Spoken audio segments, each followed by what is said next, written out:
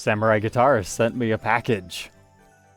Welcome back, Troglodytes, to your daily dose of guitar information, the Trogly's Guitar Show. In late October, he reached out to me and said, Trogly, I really want to spread the word about the Samurai Guitar Dojo's weekly lessons. Can you help? To which I said, yes, but I would really hate to mix friendship and money, and ad reads are kind of boring. How about we spice this up for the viewers? What about a guitar? Yeah, that's a great idea. But because I hate open-ended responses, I thought I would give him a couple of ideas. Let's say $800 or less, like the original Hello Kitty Strat. You know, before they got reissued, that would have been a nightmare. I'm glad we didn't go with that. There was a really cool Warmoth baritone telly I found on Reverb using the $800 or less category, as well as a very interestingly wood-grained Schecter Sun Valley Super Shredder guitar. We kind of had an interesting older Aria Pro 2 Thor that I thought could have been fun. And I always associate jazz box guitars with guitar mastery, so I thought this D'Angelico could have been cool. To which he said, These are all cool options, but what if I send you one of my personal guitars? Send me your address, let's do this. So let's go ahead and see what Samurai sent me. Apparently we're having hot dogs tonight because I got Relish. I have heard of these. It's a Swiss brand, usually high-end boutique stuff. I hope he didn't send me anything expensive. Let's go ahead and check this thing out. Their body shapes have always been controversial, to say the least. It's kind of like a Telecaster meets a Les Paul, but then it meets some other guitars. Like, it's got this interesting curvedness to it. Kind of reminds me of the UFO Jackson Roswell Rhodes that we talked about in this episode. But this one actually appears to be one of their import line of guitars known as Trinity. So think Gibson's Epiphone or Fender's Squire. That's what Trinity is for Relish. These are made in Indonesia. So it's got the basic body shape of all their boutique ones, but it lacks their aluminum core, as well as all the exotic woods and other finishes. The Trinities are $999 brand new. According to Google Ads anyways, if you actually go to the Guitar Center website where you can buy these, it just says call for price. They're only offered in solid finishes, metallic black, metallic blue, and the one we're talking about today, metallic red. But needless to say, these were kind of a big flop. You can actually find used ones in their inventory for as cheap as $339. And no, it doesn't have a headstock repair. Although some offerings on Reverb go up to like $600 or so. And if you were to ask me why these didn't appeal to a lot of guitarists, I think it's just because it's a very unique body shape. If you enjoy it, you enjoy it. That's great. But Samurai and I always have an affinity for these weird guitars with troubled histories. But this one does retain one of the features of their flagship models, and it's you can just push the pickups out like that. It's so simple and easy. It is the main gimmick of this guitar, the quick pickup swap. Now, needless to say, Relish is not the first company to ever do it. I mean, look at this. This is a Guitar of the Week from 2008. It's called the Push Tone Les Paul. It utilized a very similar process. However, when you push these guys out, it's actually just Gibson's Quick Connect system. So if you wanted to do this mid-song, no, this is going to at least take you a minute to get all the wires fished back in. It was more of a fun gimmick. And Gibson also had some demo guitars that they would send to their high-end dealers as they were trying to sell higher-end pickups. But there's companies way before this on top of that. I'm just a Gibson-centric channel because that's what I know. You can go all the way back to the Lucite Dan Armstrong guitars. They had a very similar process. But leave it to the Swiss to improve on the design. This actually just has a pin connector right here, and it just goes in your guitar like that. You seriously can do it just that quick. So the problem is how many people actually need that technology? So many companies have tried, it's just nobody's really said, yeah, I need that in all my guitars. Most people are like, once I find what I like, I'm just gonna leave it alone. Another company that does these is Somnium Guitars. We had checked one of them out in this episode right here. But it looks like the one Samurai sent me has two sets of pickups. So this one is a humbucker-sized P90, but then we also got regular Hummers over here. And we'll talk about these more on the Workbench because Besides what I just showed you, how quick they are, there's some other very interesting elements to these. So to learn more about this particular one, let's go ahead and throw it on the workbench to take an individual look at its parts and specs. But as we're tearing this thing apart, let's have a word from our sponsor, Samurai Guitarist, to learn a little bit more about his Guitar Dojo. Troggers, I got a wild one for you, bud. So I'll tell you a little bit about what I got going on over at the Samurai Guitar Dojo. So the idea is every week we do a lesson. I teach you a thing, and then if you got 15 to 30 minutes to work on this stuff, 4 to 5 times a week, you're gonna get it under your belt. Next week, we come back, do the same thing. And my goal is to offer the intermediate-ish guitar player a clear path to improvement. I feel like in this day and age, it's so easy to get overwhelmed by options. There are so many resources everywhere. A lot of people end up taking 1,000 steps in different directions and find themselves exactly where they started. And with the dojo, simple. Here's the thing to work on. If you do the work every week, you're gonna get better. You're gonna see those new skills stacking up real quick. And we've been doing this for a while now. There's a number of lessons already up, and when you join, you gain access to everything. And we found that when new people sign up, some people like to start at the beginning and follow the whole thing like it's progression, whereas others like to jump into the current lesson that everyone else is doing. I strongly believe it's a resource that a lot of guitar players can benefit from. The stuff that I teach is the stuff that allows me to do what I can do today. I got a special promo for all the troglodytes out there. Don't tell anyone else that we're doing this. But if you sign up for the year subscription, you're not only going to get special pricing, but you're also going to gain access to my entire back catalog of other courses. So besides the weekly dojo stuff, I've also got 8 professionally animated full courses that outline my system for playing guitar that everybody who signs up gains access to. We've been having a lot of fun with this. I'd love to see some troglodytes over there. Thank you, Samurai, for sponsoring tonight's episode. Let's go ahead and dig into this guitar you sent. As far as the top goes, I didn't even have to touch a screwdriver. Again, the pickups just pop right on out. How do they do that? They utilize magnets that secure into their base plate down here. Now you might have noticed, one of them's lost 3 of its magnets. I found 2 of them in the guitar, the other one's just gone, but we'll talk more on those on the back. I'm gonna focus on the body design first, and use the contour gauge to kind of show you what to expect. This side of the body has such an extreme slope, but it's not actually symmetrical. The other side still has a slope, it's just not as much. So they really were going for an ergonomic design as far as making the guitar a little bit slimmer over here, but then maybe leave a little bit more meat so your controls are a little bit more level. Without the pickup cavity in the way, here's what that looks like. Again, you can see what I was talking about. A little bit more extreme, flattens out, and then just has a little bit of a swoop. As far as the length of the body, it's about 17 inches, with the lower bout approximately 12 inches, and about 10 at the most extreme spots on the top. As far as the bridge, it's nothing too fancy, just 6 individual saddles that you can adjust. But you do have this nice rounded area right here with the flat top, so it's not like eating up your hand or anything. And as far as the controls go, it's just a master volume, master tone, and it is a 3-way selector switch. No fancy electronics on here, so it's not like you can choose between all the pickups as well as coil splitting, etc. Although that would be cool for like a studio guitar.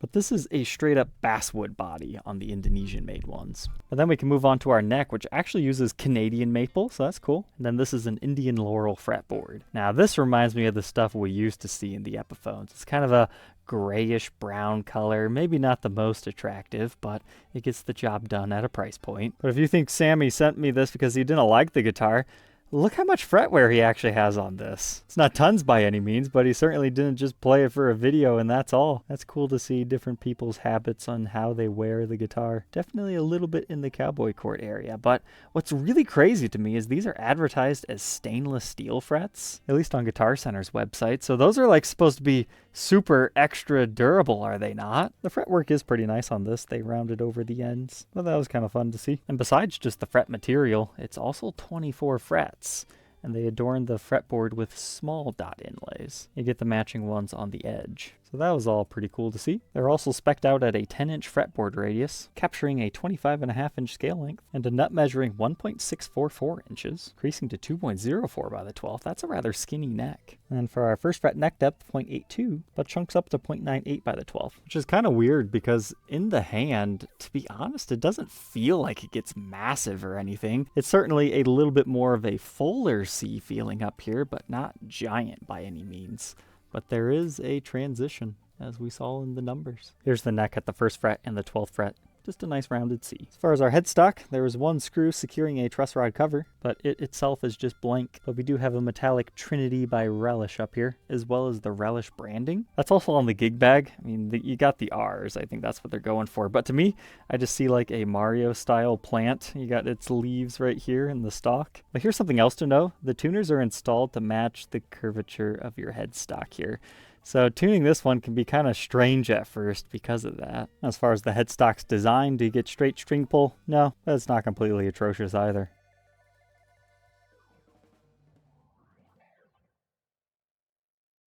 But now let's get to the interesting stuff. So here's how the pickups work. They have a bracket secured inside of the guitar utilizing these four. Then they have the counterparts to the magnets that are on the pickup. And then your four connectors just connect here, and that allows you to get it all within the circuit. So now hopefully that makes a little bit more sense to you. So it's basically the quick connect system, but way more efficient. But something else I really like here is this is how you adjust the height of the pickup.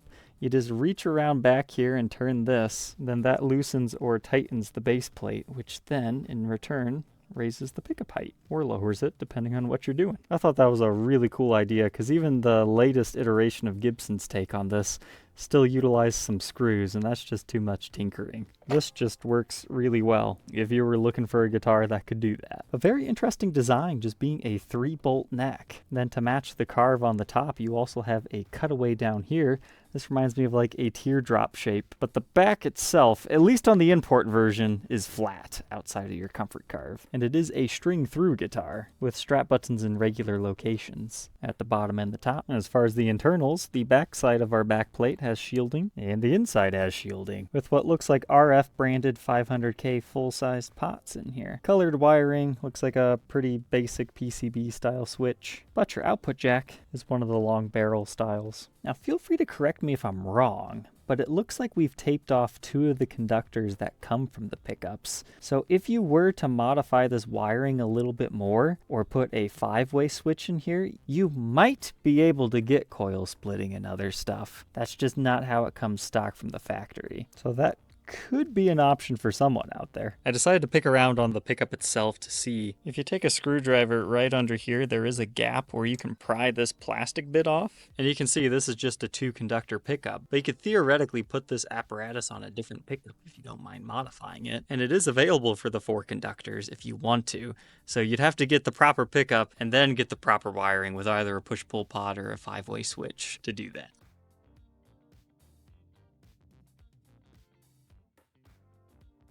As far as the side profile of the guitar, how's it feel to play? It swoops away where it needs to be. It gets a little chunky right here, so a little bit more of a carving in this way might be nice, but it seems like you're going to be able to get most of what you need. But the body itself is a gloss finish, whereas the back of the neck is actually satin. It's got a little bit of a darker hue to it, but it is not roasted maple. But we can see it does have a scarf joint, so it's a multi-pieced neck. And then we've just got our kind of basic tuners back here. It doesn't even look like they're serializing these. That's kind of strange. A guitar at this price point I would imagine would have a serial. But all said and done, this one weighs 7 pounds 2 ounces. Let's go ahead, plug it in, and hear how it sounds.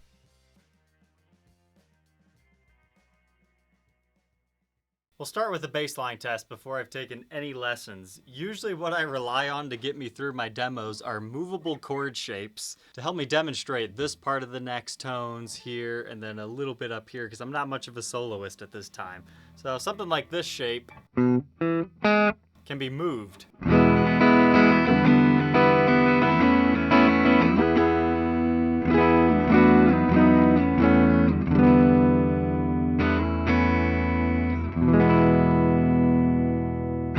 Same thing with this shape. And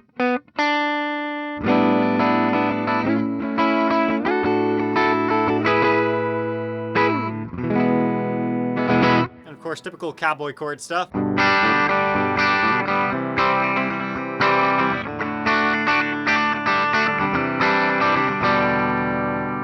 Then the good old pentatonic scale.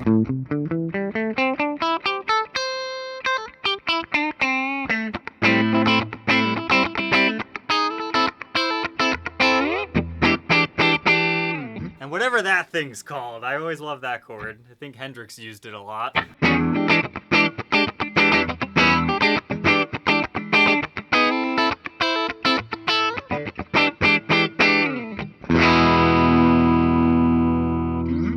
And here's another go-to chord for me.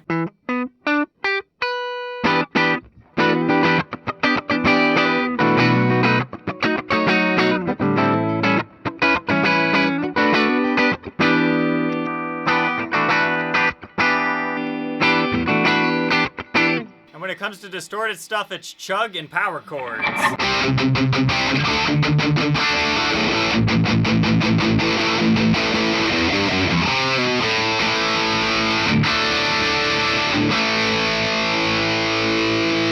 As well as things I learned when I was 18.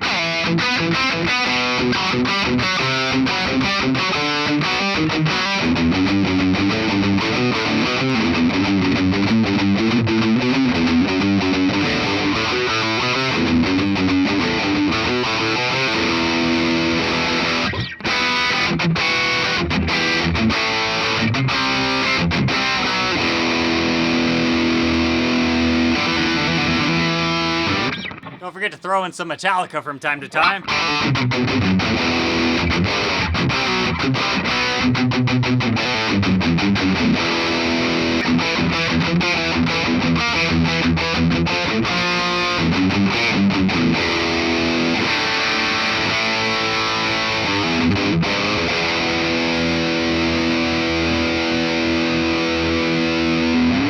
First impressions on the tones, honestly, it's not too bad. I like that bridge pickup. And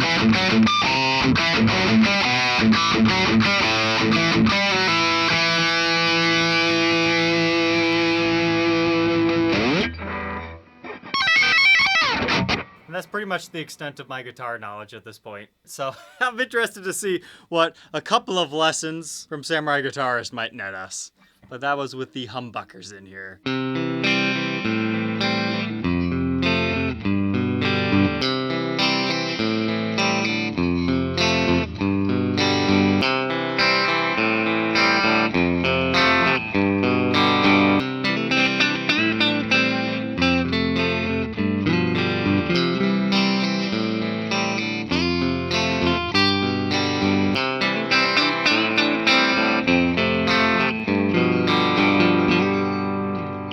That was based on one of his lessons. What I learned was usually when I try to mangle jangle a C chord, I go. One of his backing tracks and some of the theory taught me that you could just lift up this finger and get something different. So anytime you hear me play that in the future, just know that's because of Samurai.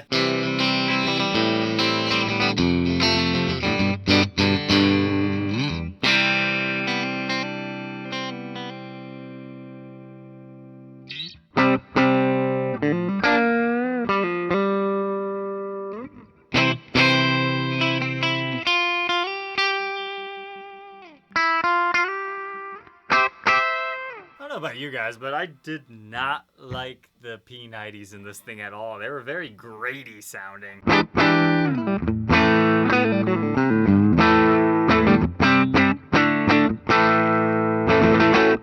Much prefer their humbuckers.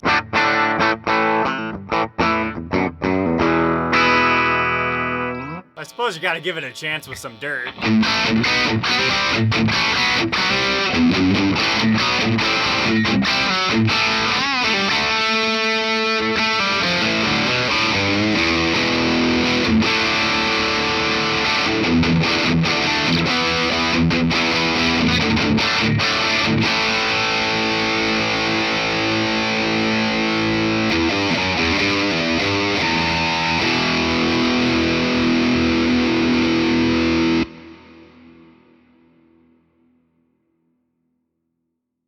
So there we go, the Trinity by Relish. What are my final thoughts?